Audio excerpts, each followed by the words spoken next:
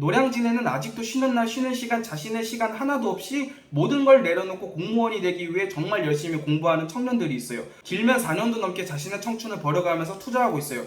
이분들이 얼마나 힘이 빠졌겠어요. 소위 말해서 얼마나 현타가 오겠어요. 다들 아실 거예요. 청년비서관이 뽑혔고 참 많은 기대와 또 그에 절대 지지 않는 아주 많은 질타가 이어지고 있어요. 20대 1급 공무원의 연봉이 상상도 할 수가 없다고 하는데 사실 부러워요. 부럽지 않을 수는 없죠. 어린 나이에 무언가를 이루었던 업적과 스펙 또 머니가 함께한다는 게 부러워요. 이분도 참 많은 노력을 했을 거예요. 어린 나이에 정치에 입문하려는 노력도 했을 거고 물론 그 노력들을 다 무시하고 폄하할 수는 없지만 반대로 그 노력들에 비해서 너무 큰 자리가 아닐까 싶어요. 저는 청년비서관분에 대해서는 다루지 않을 거예요. 분명 열심히 해왔겠죠. 그러니까 제 부러움 때문에 한 사람을 몰아갈 수는 없어요. 하지만 청년비서관분이 채용되는 과정에서의 문제가 좀 심각하다고 생각이 들어요. 시작은 국민의힘 이준석 당대표가 선출된 이후로 여당에서 들고 나온 히든카드였겠죠. 이준석 대표와 똑같이 젊은, 아니 그보다도 더 젊은 사람을 여당이 아주 중요한 직책에 올렸어요. 물론 젊음의 단계는 없어요. 30대는 덜 젊고 20대는 더 젊고의 문제가 아니라 결국에 포인트는 여당이 핵심을 잘못 짚었다는 거에 있죠. 이준석 대표가 돌풍을 몰고 오고 젊은 2030 세대에게 인기가 많고 지지율이 계속 상승하는 이유는 같은 2030 세대이기 때문이 아니에요.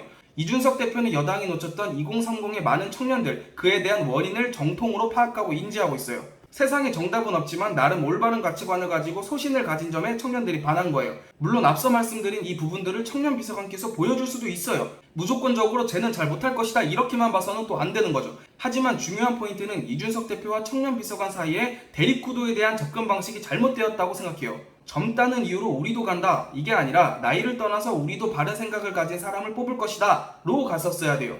아쉬워요 많이. 노량진에는 아직도 쉬는 날 쉬는 시간 자신의 시간 하나도 없이 모든 걸 내려놓고 공무원이 되기 위해 정말 열심히 공부하는 청년들이 있어요.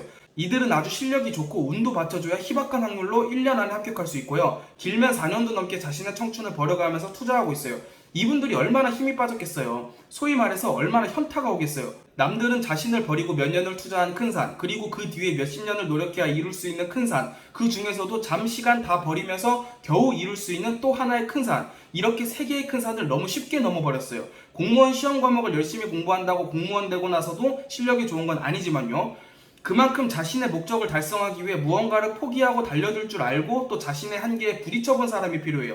정치뿐 아니라 어떤 분야에서도 누구나 실수할 수는 있어요. 그리고 되새기고 용서받고 성장해서 좋은 인물이 되죠. 그런데 청년비서관분은 이제 아주 작은 실수라도 많은 분들의 질책이 날아들 거예요. 실망에 대한 기대치가 현저히 내려가겠죠.